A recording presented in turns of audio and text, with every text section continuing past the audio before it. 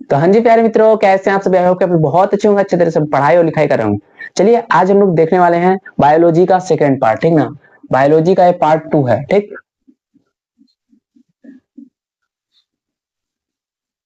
Biology का part 2 है, ठीक ना। पार्ट 1 में हमने 1 से 5 क्वेश्चन तक देखा था, जिसमें हमने मोस्ट आईएमपी की बात की थी। इसको मोस्ट आईएमपी तो नहीं बोल सकते हैं, बट आईएमपी बहुत ज्यादा है, ठीक ना। जितना देखो, जितना क्वेश्चन निकालते बनेंगे ना भाई, पूरा चैप्टर का ही क्वेश्चन निकल जाएगा, लेकिन इंपॉर्टेंट कभी खत्म नहीं होगा। क्योंकि हर साल पीवाईक्यू में कुछ ना कुछ क्वेश्चन पूछे ही गए हैं, तो हर क्वेश्चन की संभावना बनती है कि हर क्वेश्चन ही पूछा जा सकता है। फिर भी मुझसे जितना बना मैंने उतने क्वेश्चन को निकाला है। बाकी मेरा फिर भी यही लास्ट सजेशन रहेगा कि पूरा चैप्टर पढ़िए। चैप्टर पढ़िएगा तो ही पूरा चीज आपसे बन पाएगा, नहीं तो अगर आप डायरेक्ट क्वेश्चन पढ़िएगा ना, कुछ नहीं होने वाला इससे, ठीक। तो आइए देखते हैं हम।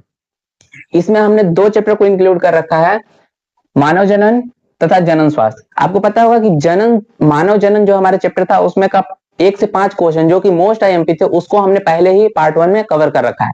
तो पार्ट 1 जिसने नहीं देखा है जाकर देख लीजिएगा, मैं उसका लिंक डिस्क्रिप्शन बॉक्स में डाल दूंगा, ठीक ना।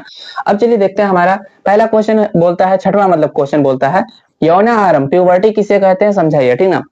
जब एक लड़का या एक लड़की जब अपने प्यूबर्टी एज में जब जाते हैं, जब किशोरावस्था में जाते हैं, तो उसको यौन आरंभ बोलते हैं। वहां से यौन का आरंभ होता है, यानी जो यौन अंग होते हैं वो विकसित होना शुरू होते हैं, ठीक ना। वो धीरे धीरे कार्यशील होना शुरू होते हैं, उसको बोलते हैं यौन आरंभ। यौन आरंभ किसे कहते हैं, इस चीज को आपको समझाना है। 3 नंबर में क्वेश्चन बनेगा, ठीक ना।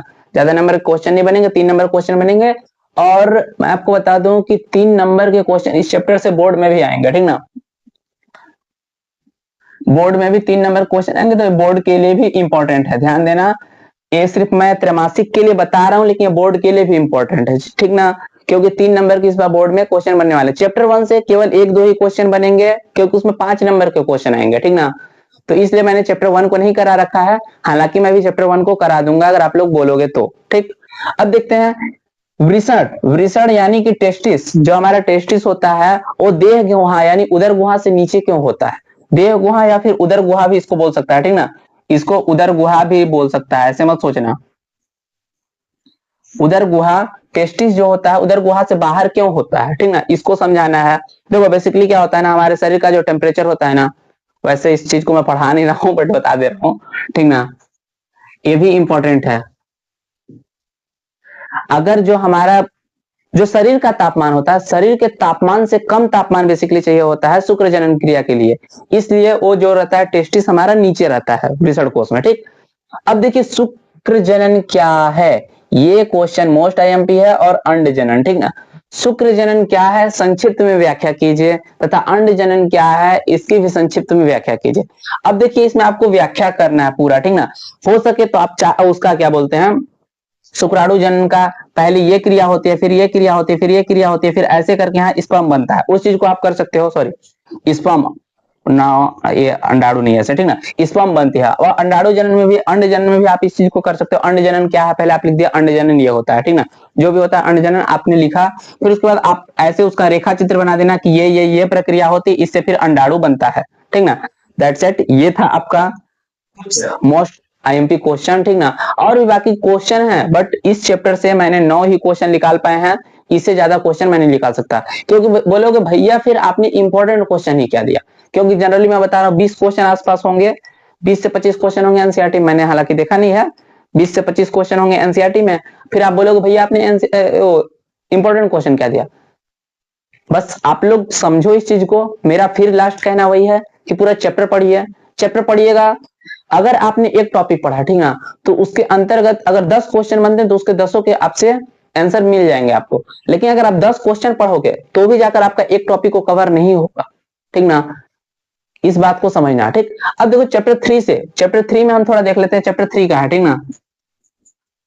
चैप्टर 3 यानी बोलूं तो मैं जनन स्वास्थ्य, रिप्रोडक्टिव हेल्थ, ठीक ना।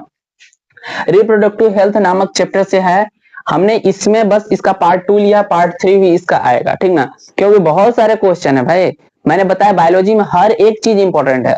अगर मैं आपको फिजिक्स और केमिस्ट्री की बात करूं ना, फिजिक्स केमिस्ट्री में आपको, केमिस्ट्री तो फिर भी कॉम्प्लिकेटेड सब्जेक्ट है, फिजिक्स की अगर मैं बात करूं ना, फिजिक्स में मैं अगर आपको एक चैप्टर से अगर 10 क्वेश्चन देता हूं, 10 क्वेश्चन, बड़े क्वेश्चन की मैं बात कर रहा हूँ, छोटे क्वेश्चन तो भाई कहीं से भी आ जाते हैं, ठीक ना।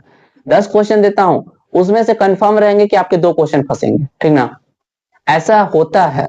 लेकिन ये बायोलॉजी है साहब, यहाँ ऐसे ही होता है, ठीक ना। आपको पूरा चैप्टर को पढ़ना ही पड़ेगा, उसमें आप टॉपिक वाइज पढ़ते हो, लेकिन बायोलॉजी में आप पूरा सारांश जैसे भी चैप्टर को पढ़ते हो, इस बात को समझना, ठीक ना। अब देखो full form in Hindi and English, ठीक ना। अब देखो आपको हिंदी चाहो तो हिंदी भी लिख सकते हो एग्जाम में, नंबर नहीं कटेंगे। बहुत लोगों का डाउट रहते हैं भैया हमने इंग्लिश लिखा है हिंदी लिखा, कोई बात नहीं, आप हिंदी लिख सकते हो, ठीक। और इंग्लिश भी आप लिख सकते हो, दोनों में नंबर मिलेंगे। हो सके तो अगर आप इंग्लिश लिखते हो तो उसको ब्रैकेट में करके हिंदी में भी लिख दो, ठीक, क्योंकि एक नंबर में पूछे जाएंगे एक क्वेश्चन, ठीक। और वैसे जनरली देखो तो मैं एमसीक्यू में पूछे जाएंगे, या फिर ऐसे देखो ZIFT को समझाइए, GIFT को समझाइए, तो 3 नंबर के क्वेश्चन बने हुए हैं। जब मैं नेक्स्ट पार्ट कराऊंगा तो मैं बता दूंगा, ठीक ना। ZIFT GIFT का फुल फॉर्म यानी पूरा नाम, या फिर इसे क्या होता है, या फिर ये क्या चीज है, ऐसा पूछेगा। ZIFT को समझाइए, 2 नंबर का क्वेश्चन या 3 नंबर का क्वेश्चन, इस चैप्टर से 2 नंबर का भी क्वेश्चन, 2 नंबर का भी क्वेश्चन दे सकता है, ठीक ना। और इससे एक आध 2 क्वेश्चन आपके त्रैमासिक एग्जाम में देंगे ही देंगे। और मैं बात कर रहा हूँ क्यू एग्जाम की, ठीक ना, अर्थात क्वार्टरली एग्जाम के लिए, ठीक। अब देखो तीसरा CDRI, central drug research centre, central drug research institute, शायद ऐसे कुछ नाम है, ठीक ना। और एड्स एक बीमारी है, आपको पता होगा, STD के अंतर्गत भी आ जाता है। IUCD क्या होता है, इसको आपको पढ़ लेना है। फिर IVF क्या होता है, 6वां नंबर। फिर HIV, फिर STD, फिर ये क्या बोलते हैं हमारा 9वां नंबर WHO क्या है, उस चीज के बारे में आपको डिफाइन कर देना है। वर्ल्ड हेल्थ ऑर्गेनाइजेशन जो है, जो कि स्वास्थ्य की ना, देखो हाँ, इससे एक मोस्ट मेरे माइंड में आ गया तो मैं बता रहा हूँ। 10वां क्वेश्चन आप लोग लिख लेना है पास। 10वां क्वेश्चन में WHO के अनुसार, WHO के अनुसार स्वास्थ्य की परिभाषा,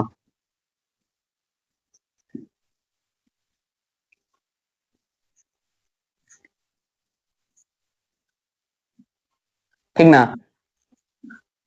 WHO के अनुसार स्वास्थ्य की परिभाषा लिख देना। मतलब देखो WHO ये कहता है ना बेसिकली कि एक मनुष्य कब स्वस्थ है उसको हम कब घोषित करते हैं ना, जब मनुष्य संपूर्ण रूप से स्वस्थ रहेगा, संपूर्ण रूप से संतुलित रहेगा, तब उसको हम स्वस्थ बोलते हैं। जैसे कि शारीरिक रूप से, मानसिक रूप से, और बोलो तो व्यवहारिक रूप से, हर एक प्रकार से, ठीक ना। अगर वो स्वस्थ है, हर एक जगह अगर संतुलन वो बैठा पा रहा है, तो उसको हम स्वस्थ घोषित करेंगे। ना कि अगर उसको कोई बीमारी नहीं तो हम उसको स्वस्थ बोल दिया, नहीं, ऐसा नहीं है।